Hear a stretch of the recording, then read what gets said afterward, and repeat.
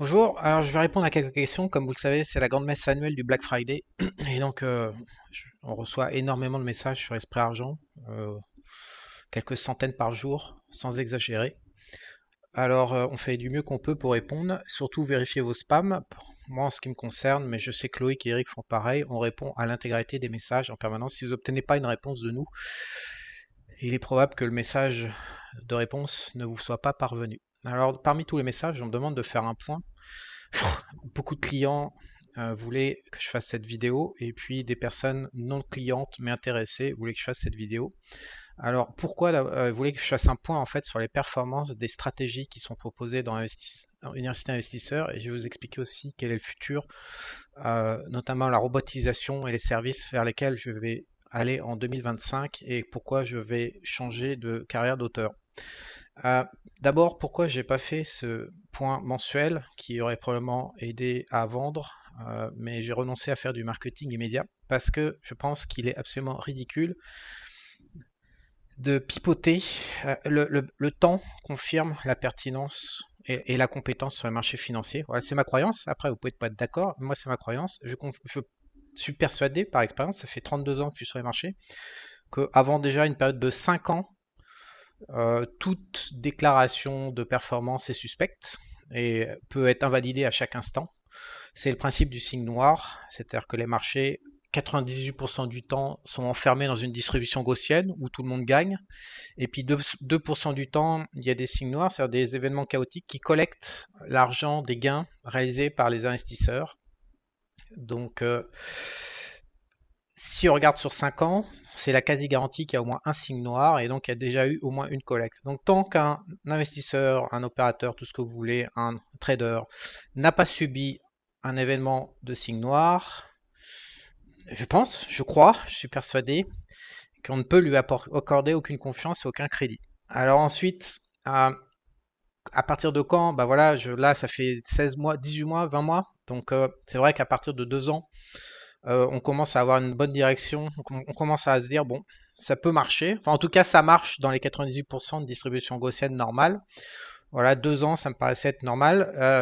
Ça fait 18 mois, donc pour moi, c'est euh, un peu limite, mais j'étais très très dérangé de présenter avant le travail qui est fait sur l'université investisseur. Je préfère euh, fermer ma gueule et puis voir comment ça vieillissait. Donc les gens qui ont eu le courage de me faire confiance, bah, vous allez voir qu'ils ont été récompensés puisque la première stratégie que j'ai développée fait 60% sur un an et demi. La deuxième, alors la première stratégie, elle est spécialisée sur le phénomène de ces sociétés qui deviennent... on n'a jamais ça dans l'histoire. On se retrouve avec des sociétés qui sont plus importantes financièrement que les 2 tiers des pays, donc ils ont plus de finances que des États en fait. Donc on se retrouve avec une forme d'État privé un peu chelou, régulé par un seul État, les États-Unis. Mais ça me paraît incontournable, que ça va rester encore jusqu'à ce qu'ils les cassent, jusqu'à ce qu'on ait une crise de communisme et qu'ils les cassent via les lois antitrust, anti-concentration. Donc ça me paraît être un thème intéressant à jouer en bourse. Ensuite, la rotation thématique, ça je l'ai déjà dit, donc elle fait 51%. Euh, alors, comment vous dire? Après, je vais parler après de l'aide qui a eu. Ces chiffres sont énormes, mais il faut comprendre la situation aux États-Unis. C'est des performances énormes, mais qui ne sont pas énormes en réalité.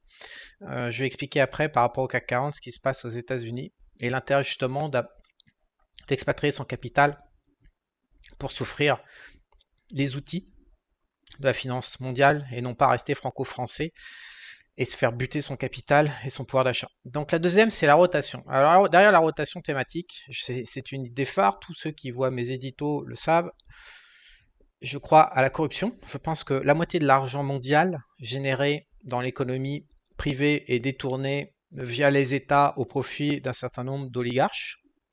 Voilà, donc je pense que une transaction sur deux nourrit vers la corruption. Des personnes privées, je pense qu'il n'y a aucune élection qui existe en Occident C'est à part là avec Trump ou avec Poutine, où il y a des mecs modérés et des vrais politiciens qui s'occupent du peuple. Dans tous les autres pays du monde, depuis que je suis né, je n'ai jamais eu.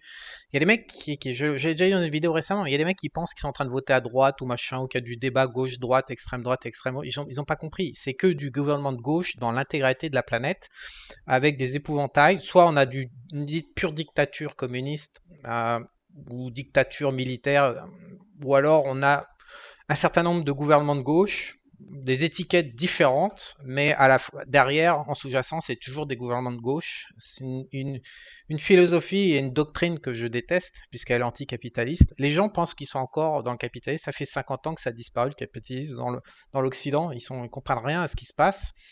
Et donc, en tant qu'investisseur boursier, je pense qu'il faut s'adapter à cet environnement de corruption généralisée où des espèces de vermines parasites volent littéralement les peuples, sans bien sûr que les peuples s'en aperçoivent, sans qu'ils comprennent. Et donc, en tant qu'investisseur, si on considère que cette réalité est une réalité juste et quotidienne, alors il est impératif d'avoir dans son portefeuille, dans son capital, des stratégies qui profitent de ça. Donc la stratégie rotation, elle fait de la corruption. Et après, c'est une autre partie de mes croyances. Vous n'êtes pas obligé d'y croire, bien sûr, mais moi je crois que les gouvernements, depuis 15-20 ans, sont là pour torturer les gens.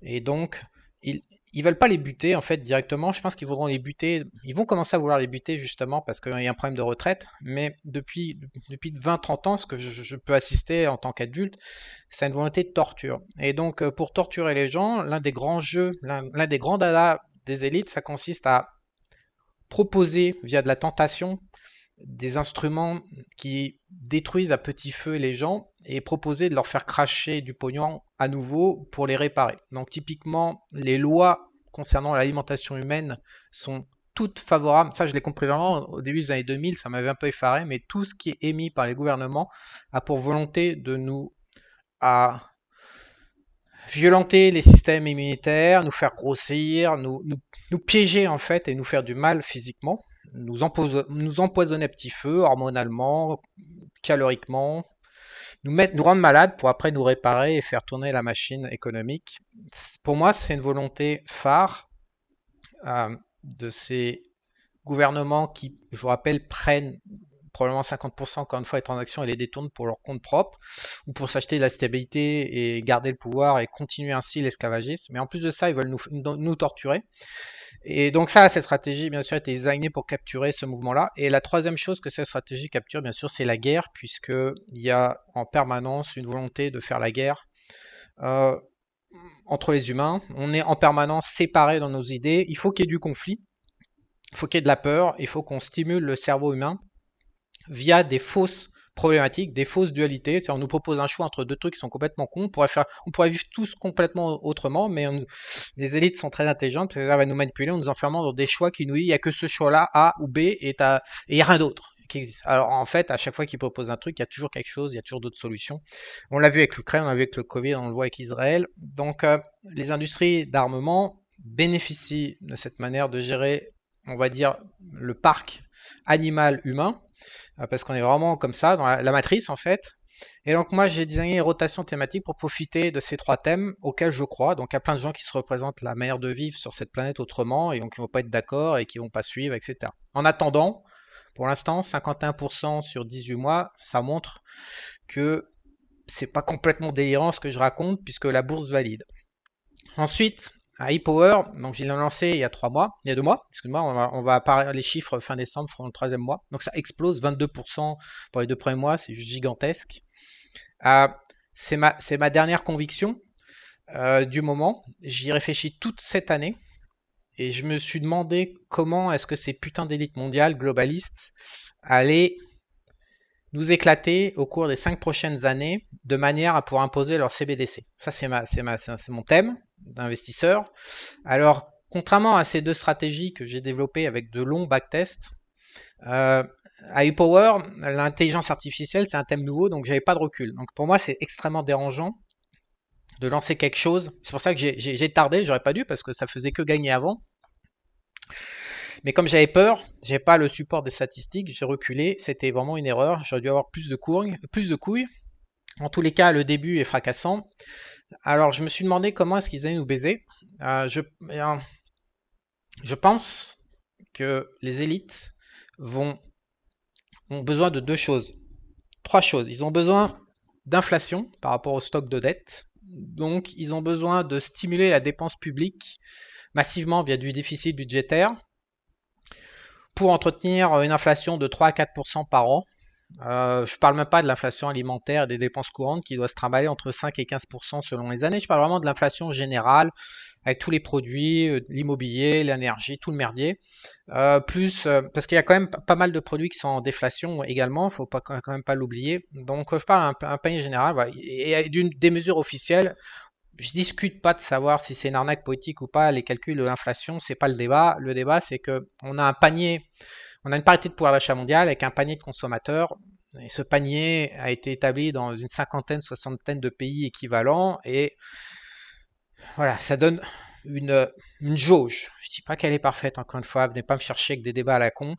On sait tous que, en plus, si on a des enfants ou pas des enfants, la nature de l'inflation est complètement différente. En tous les cas, je pense que les élites ont besoin d'une inflation de 3 à 4% sur les jauges officielles par rapport au stock de dette et par rapport aux politiques monétaires.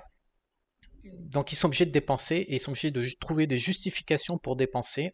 Je pense que l'intelligence artificielle est une de ces justifications. Ensuite, l'intelligence artificielle va leur servir à dominer les peuples comme jamais ils ont pu dans l'histoire, dans un contrôle total pour établir le communisme bolchevique auquel ils aspirent tant. Et c'est pour eux un rêve qu'ils poursuivent depuis des années. Donc l'intelligence artificielle je rappelle que ça a été établi par notamment un rapport de Goldman Sachs qui explique qu'il n'y a pas vraiment de bénéfice pour les Américains, pour la société américaine, pour le peuple américain, que de miser aussi lourdement sur l'intelligence artificielle. Ça va probablement détruire beaucoup de jobs, ça va probablement foutre rien à la société, ça va coûter beaucoup plus cher que ce que ça va rapporter et générer comme valeur. C'était la conclusion du mec qui a été mandaté. Tous les grands cabinets ont été mandatés, KPMG, Bank of America, pour évaluer cette histoire. Donc, je pense que les élites vont investir massivement, au nom bien sûr du climat, du carbone de mes couilles et tout le reste.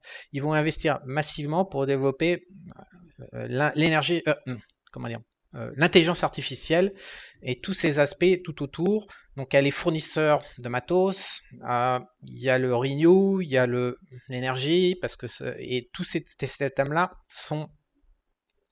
on chiffre quand même 3 000 milliards d'investis, je sais plus, 15 000 milliards, enfin c'est une folie.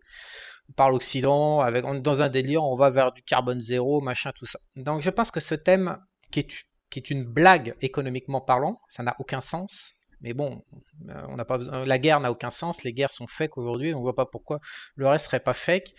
Mais je pense que c'est une réalité. Donc en tant qu'investisseur, je voulais vraiment exposer pour diversifier mes deux autres stratégies de base dans l'université investisseur. Je voulais vraiment proposer aux clients d'avoir une solution pour un bon thème qui puisse les aider à à diversifier leur portefeuille, sachant que j'ai quand même un biais, c'est que je ne développe que des stratégies basées sur le phénomène momentum.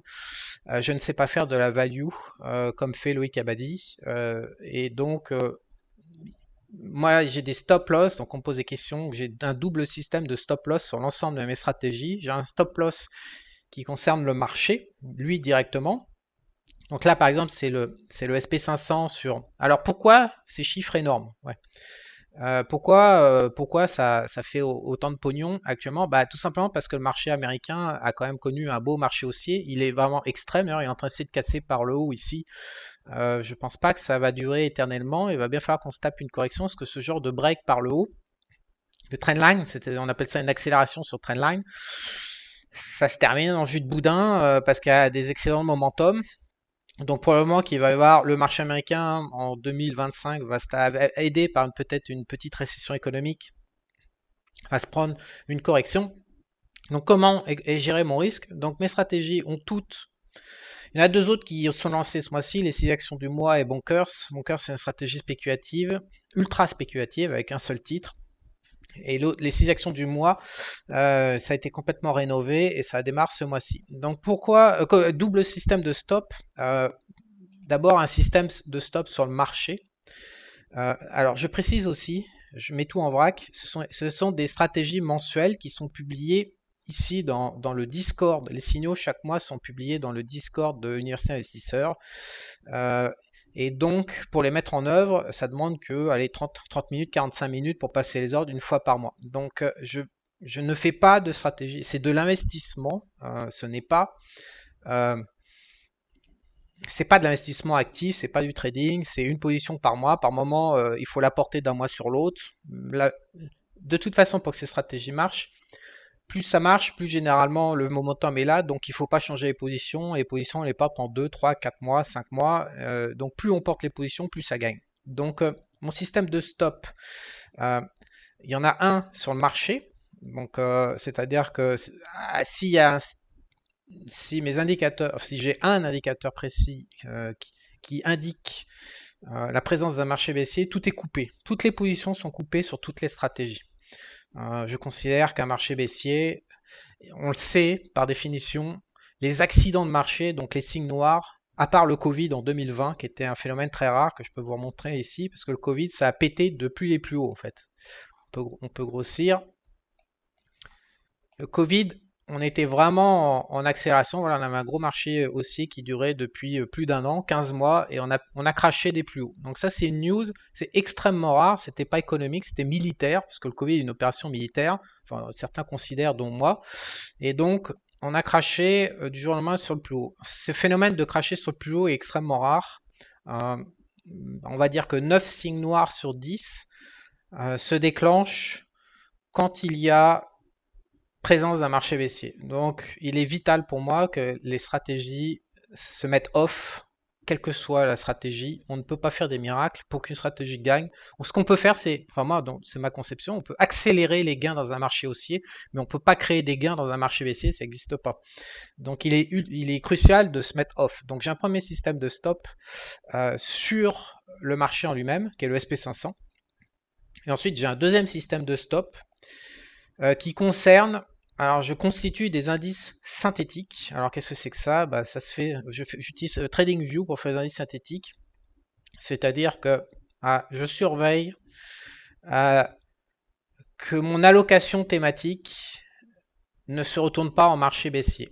Alors, quand on a un marché haussier, généralement, on a entre 60.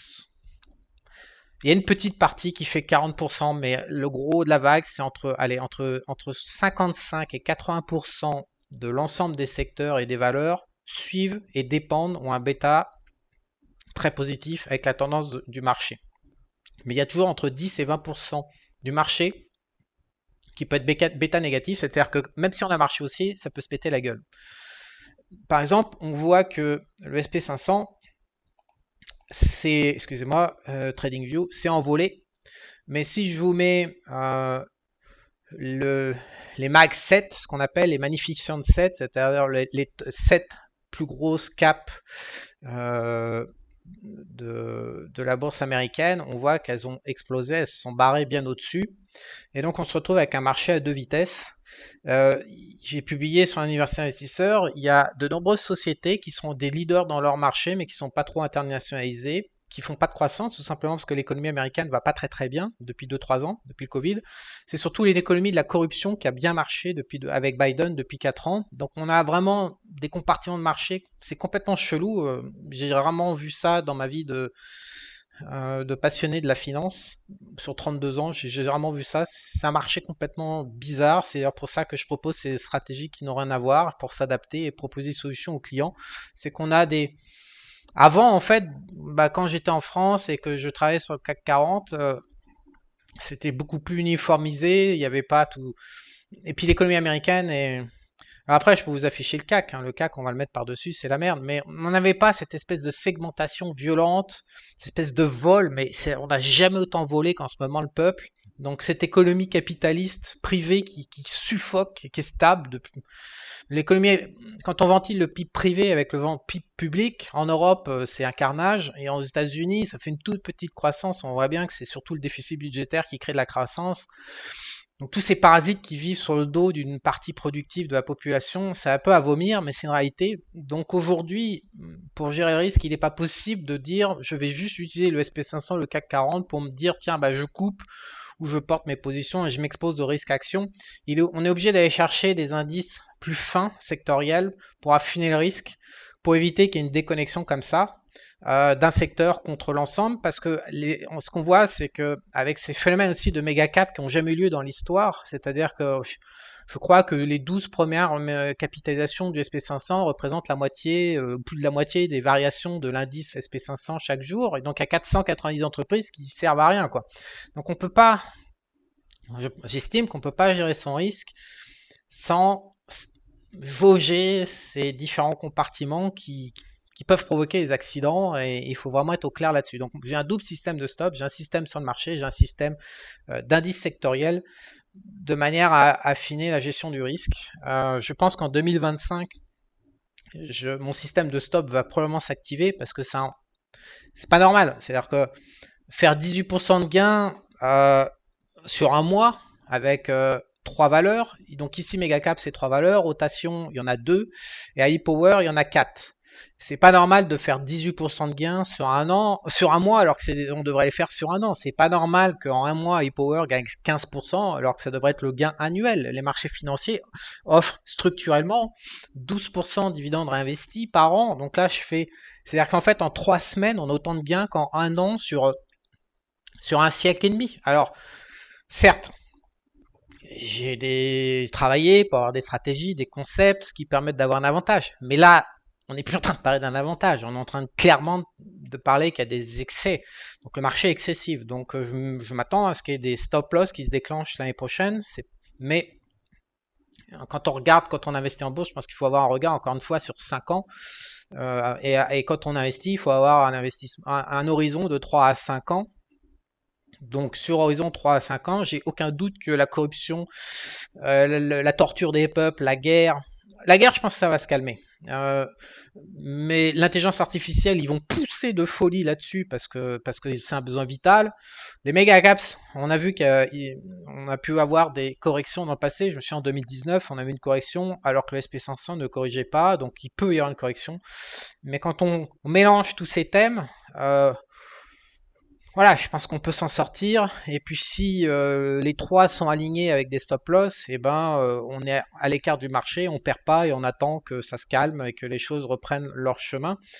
Mais ce que je peux vous dire, c'est qu'à ePower, en 2022, si je vous montre le SP500, voilà, on a eu un sérieux marché baissier sur SP500. Et à ePower, ils n'ont pas connu eux. L'intelligence artificielle, ils ont rien vu. Enfin, ma stratégie, elle est flat. Elle a même pas coupé en fait. C'est ça qui est dingue, c'est qu'elle a même pas coupé dans un marché baissier de 30%. Tellement c'est un thème qui est fort pour le futur. Ça m'a bien bluffé. Alors maintenant, je voudrais vous faire réfléchir par rapport au fait d'avoir peur de ne pas expatrier son capital. Quel est le coût? Donc c'est un coût énorme. Et donc je vais vous montrer à quel point il est vital d'arrêter soit pour éviter l'impôt, c'est aberrant, mais voilà, de se coller dans un PEA pour pas payer d'impôt, pour gagner zéro, c'est juste aberrant, ça n'a pas de sens. C'est pas parce que la situation est spécifique en France que le monde carbure comme la France. Je vois que des Français, je comprends, j'ai été comme ça, c'est vrai que quand on est en France, on se rend pas bien compte, il faut vivre à l'étranger pour se rendre compte de la diversité. Nous sommes 8 milliards 4 actuellement en début 2025, 8 milliards 4 d'êtres humains sur cette planète, 200 pays. La France, c'est 70 millions, c'est fini, on représente rien, notre idéal représente rien, notre économie représente rien, nos exportations représentent rien, on n'apporte rien au monde, on a quasiment, à part le luxe et quelques industries agroalimentaires, c'est fini, la France c'est fini. Donc il faut arrêter d'être un épargnant qui se bloque dans un micro-pays, qui chie de la merde avec une rhétorique et un idéal, une doctrine collectiviste, bolchevique, communiste, de losers, 15 millions de fonctionnaires, 15 millions de retraités, 14 millions de personnes de plus de 40 ans. Il n'y a plus d'innovation, ça ne pédale plus, c'est terminé. Donc il faut arrêter. Quand le temps de l'investissement vient, on ne peut pas se permettre de se mentir, il faut regarder la situation en face, à froid. Il faut épiler le truc, ça fait mal, ça peut piquer si vous aimez votre pays. Mais il y a une réalité, c'est les chiffres, c'est ce que je suis en train de vous décrire. Donc, on me dit toujours, t'exagères. Non, j'exagère pas, regardez les chiffres. Donc là, je vous mets les stratégies sur l'université investisseur ont démarré à ce moment-là. Je vous mets La performance du SP500, et je vous affiche pas, je pourrais vous mettre le Nasdaq qui est encore bien au-dessus, mais à chaque fois après ça met une telle branlée que voilà, ça dégoûte tout le monde. Donc là on parle du SP500, 500 valeurs, on parle de 500 grandes entreprises, voilà, on parle de moyenne avec des secteurs pourraves. Donc en fait, la courbe jaune, c'est celle du CAC 40 sur la même période. Donc le CAC 40 a perdu 1% pendant que le SP500 en gagnait 44. Donc, on a une différence sur 18 mois de 45%. Voilà, donc moi, après, grâce aux stratégies, j'ai pu améliorer un petit peu le score puisque ça gagne 60 et 51%. Donc, c'est pour ça que je lui disais que c'est pas renversant ce que j'ai fait. Le seul truc, c'est qu'il n'y a pas le marché baissier de 30% dans la gueule avec ces stratégies-là. C'est beaucoup. Ça gagne un peu plus quand on a des belles tendances haussières et ça perd 2 fois moins quand il y a des tendances baissières sur SP500. C'est à peu près ce que je cherche à travers ces stratégies. Mais ce n'est pas renversant. C'est pour ça que j'ai précisé en début de cette vidéo, je vais vous expliquer pourquoi c'est pas renversant, même si les chiffres sont énormes. Alors évidemment, du point de vue du CAC 40, de l'épargnant français qui est coincé dans son PE et qui a toujours pas compris ce que c'était que la France, évidemment là ça fait des énormes scores parce qu'on peut pas faire 0% sur 18 mois et de l'autre côté 60% avec un indice du SP500 qui fait 45. Mais en réalité, le problème c'est pas ce que je propose en fait. Ou alors que ce soit. Ah oui, il y a des mecs aussi, non, c'est pas possible, ça marche pas, tu peux pas, ça n'existe pas. Ils sont complètement pétés avec la France, il faut se réveiller. Euh, le problème, c'est cette histoire d'une stagnation et de cette incapacité à prendre des décisions financières et non pas des décisions politiques pour gérer son argent, ou des décisions sociales, ou des décisions d'identitaire, parce qu'à la fin, c'est un problème d'identité. Si votre identité ne dépend pas de la France, bah vous regardez votre pays, on regarde notre pays, enfin bientôt ça va devenir mon ex-pays parce que je vais rendre mon passeport, mais on regarde mon ex-pays et votre pays et on comprend bien que ça chie. Donc on va pas confier son argent à un loser. Ça revient à ça. Miser sur le CAC 40 ou le PEA ou toutes les propositions européennes, ça va dans le mur, ça va à la destruction. Parce qu'en plus, ça c'est avec un euro, en fait, c'est évalué en euros. Mais si on évalue le CAC 40 et qu'en plus il y a le dollar par-dessus, évidemment c'est encore pire. Donc je pense qu'aujourd'hui, est-ce que ça va dans le... On a d'un côté Trump qui va stimuler l'économie américaine comme jamais, et de l'autre, on n'a que des glands politiciens en France et en Europe. De toute façon, la France est même plus autonome. Et donc, il n'y a que des glands. Et en plus, il y a le problème de la retraite qui est avec un trou qui représente 400% de PIB. Enfin, il n'y a pas d'espoir à avoir. Ça va empirer à 99% sûr. Ça ne va pas s'améliorer. Il est impossible d'améliorer la France. Impossible de réformer. Vous ne pouvez pas, à mon avis, confier votre argent à ce type d'intervenant. Donc, c'est pour ça que je pense qu'il est utile de réfléchir à la solution du dollar et à ce que propose le marché américain en termes de création de valeur. En tout cas, moi, c'est ce que j'essaye d'aider les clients à faire via Université Investisseur. Ensuite, il faut quand même comprendre une chose. Alors, je ne vais pas vous montrer le détail parce que je ne vais pas vous montrer, on est en zone publique, donc je ne vais pas vous donner les positions qui sont prises, mais chaque mois, en fait, est publié ici les positions à prendre, à changer avec l'allocation. Donc, je considère, par expérience, 32 ans, je peux vous raconter une histoire. En 1997, j'étais à une table de marché, on avait 1000 clients, on prenait les ordres, on faisait de la gestion de patrimoine, d'investissement, et aussi on était broker en fait, donc on prenait les ordres pour exécuter sur le marché d'actions, d'options, les marchés dérivés. Cette année-là, c'était quand Chirac je me souviens plus, mais il y avait Chirac, il avait niqué l'Assemblée, je crois de mémoire, et il avait renvoyé tous les députés et refait les élections, et je crois que ça avait pété à la gueule. Donc ça avait fait pas mal de chaos avec des allers-retours.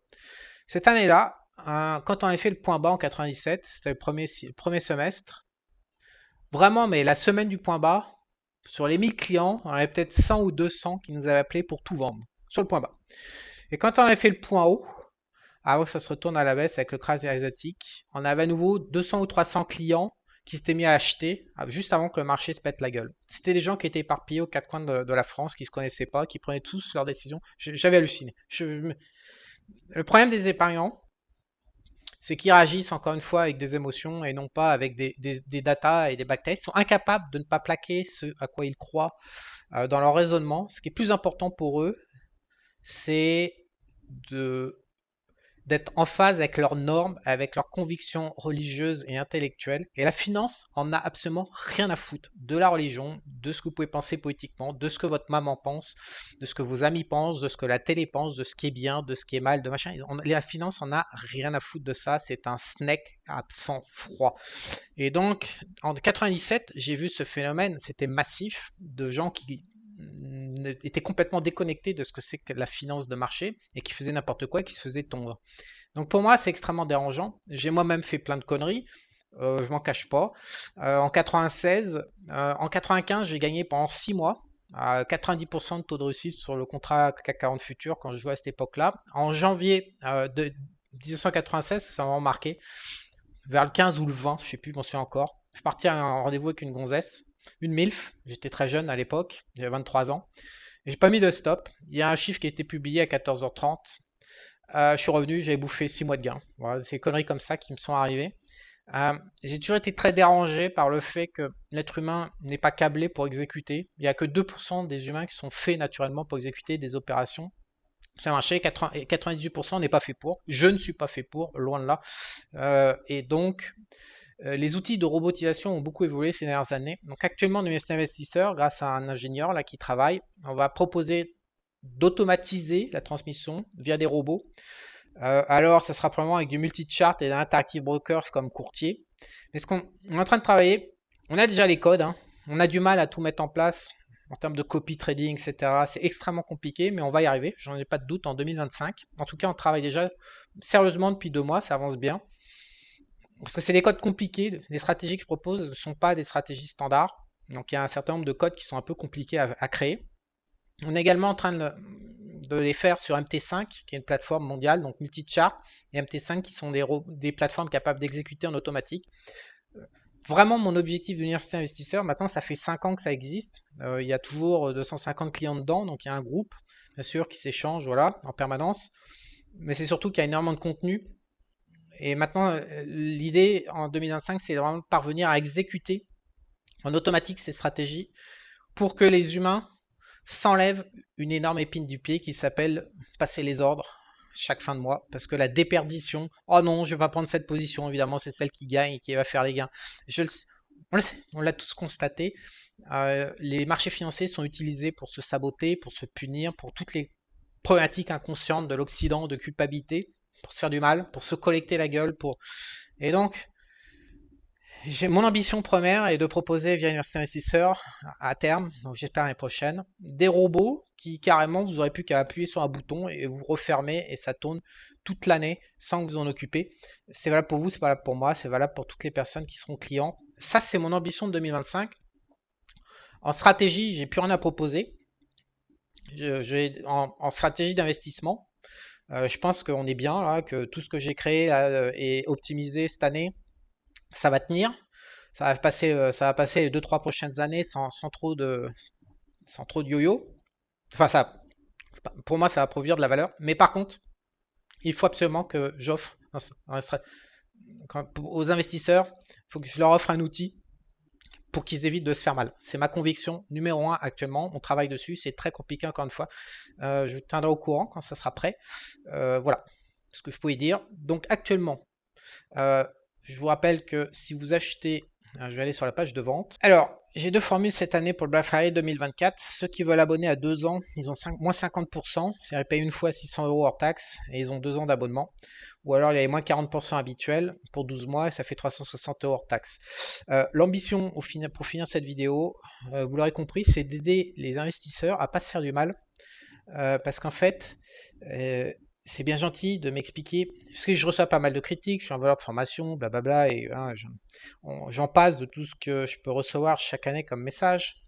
Mais si je reviens à mon petit graphique du CAC 40 contre l'SP500, depuis un an et demi, si vous avez fait confiance dans Université Investisseur par rapport les écarts qu'il y a aujourd'hui, rien que sur une période de 18 mois, les écarts qui sont générés sont énormes. Imaginez une progression de votre patrimoine financier de 50% par rapport à zéro. Donc c'est bien beau de dire que j'exagère, mais je vous répète une énième fois, même si je l'ai rabâché dans cette vidéo, les marchés financiers sont l'outil privilégié pour les psychologies et les énergies des humains pour se faire du mal. Donc Universel Investisseur, je le design comme un outil parce que ça fait 30 ans que je vois des milliers et des milliers de clients fonctionner. Il y a des datas qui sont publiées aux États-Unis. Les expérients américains ne parviennent même pas à faire l'équivalent des gains d'inflation. C'est-à-dire que il y a des dizaines de... Et c'est de la retraite par capitalisation là-bas, donc on a des dizaines de millions d'occurrences d'humains. Donc on sait, tout le monde sait, tous les professionnels de la finance savent que les particuliers se font mal. La finance les détruisent. Bien pire que l'immobilier. Je comprends bien. Quand on me dit Charles, j'achète de l'or, moi, je ferme les yeux et puis j'attends 30 ans et au moins je sais le résultat. Zéro. Voilà, zéro par rapport à l'inflation, mais entre perdre de l'argent par rapport à l'inflation ou faire zéro grâce à l'or, effectivement, je comprends bien le raisonnement. J'approuve, parce que je sais pertinemment à quel point les gens se détruisent avec la bourse. Donc moi, j'ai créé cet Universal Investisseur, ce qui est quand même accessible, 30 balles par mois, pour faire une alternative. Donc si vous regardez le CAC 40, par exemple, depuis le Covid, que vous vous rendiez compte de voilà le Covid qui pète là, on part du trou du Covid. Le CAC 40 a fait 40%, donc le mec se dit oh bah j'ai bien gazouillé, voilà. Alors qu'en réalité, il a fait un plus haut. Voilà, si on se met là après le Covid, le CAC 40 a fait un plus haut en janvier 2022 et depuis, qu'est-ce qu'il a fait? Zéro. 3 années foutues à la poubelle. 3 années d'inflation en plus assez forte. Alors que si on se met sur le top, voilà, bah on voit que le CAC 40 fait 6% pendant que le SP500 fait 30%. Ça fait à nouveau un écart de 25%. Pour moi, je pense que par moment, il vaut. Et le problème aussi, le drame de l'investisseur européen, c'est que contrairement à ce qui se passe en zone dollar aux États-Unis, dans le reste du monde où des banques travaillent en dollars, on nous offre en permanence la possibilité de placer notre argent entre 5 et 7% garantis par an. En France, avec l'euro, on n'a pas ça. Donc non seulement, quand on prend du risque, on n'est pas récompensé en zone euro-goulag, mais en plus, si on n'utilise pas son argent pour prendre des risques et qu'on parque ça dans du monétaire, on se fait buter par l'inflation parce que les banques centrales et les politiques monétaires empêchent, c'est ce qu'on appelle l'euthanasie de l'épargnant européen, on l'empêche de toucher sa petite rente, voilà, 0,5 à 1% net d'inflation par an. C'est un drame. Pour moi, c'est un drame. Donc, puis les années passent, ça fait 10 ans que je dis que c'est un drame, ça fait pas un an, ce truc-là existe depuis 20 ans en France. Donc, je pense qu'aujourd'hui, il faut arrêter de rêver par rapport au projet européen. Le projet européen est un projet collectiviste qui a pour but de stopper l'Europe, de faire du mal à l'homme caucasien, de le punir, de le torturer. C'est pas un projet qui est pro-peuple. C'est un projet qui est pro-oligarche, c'est-à-dire que les oligarches sont extrêmement fins. Aux États-Unis, ils sont beaucoup plus modérés. En Europe, ils ont extrêmement faim. Ils veulent vraiment se nourrir sur la bête, mais massivement. Ils veulent pas partager en fait. Ils veulent tout prendre pour eux. Le gâteau, ils veulent prendre pour eux. Donc, en tant qu'investisseur, le mieux est de vous barrer, à défaut de vous expatrier. Alors après, on me dit toujours, machin, où faire, quoi faire. Alors, il suffit juste d'ouvrir un compte chez DeGiro, chez Saxo Bank, chez Interactive Broker, chez Swissquote. Et vous choisissez comme devise de base le dollar US. Vous ne choisissez pas comme devise de base l'euro. Donc après, vous accédez aux places financières du monde entier et vous êtes expatrié. Est-ce que c'est dur à faire? Ben non, il suffit juste d'appeler les mecs. Et bien, je voudrais ouvrir un compte. Les mecs, ils vont vous sauter dessus. Un courtier, c'est son job d'ouvrir des comptes. Donc, il suffit juste de passer un coup de téléphone, de virer tout son fric dédié au marché financier chez ses brokers internationaux et de dire, ou de vérifier, ou de demander au courtier d'avoir comme devise de base US dollar. Fin de l'histoire. Problème réglé. Vous supprimez toute cette tyrannie européenne en quelques heures. À moins que après, les banques vont peut-être pas vous laisser faire, il va falloir batailler pour, parce qu'on se demande si c'est encore votre argent quand on est dans le système bancaire français. On a l'impression que l'argent privé appartient maintenant aux banques et à l'État français qui pensent que eux, ils savent mieux quoi faire avec votre propre argent que vous-même. Donc peut-être qu'il va falloir batailler un petit peu avec ces banques. Mais sur le principe, s'expatrier et quitter l'Eurogoulag, c'est pas franchement compliqué.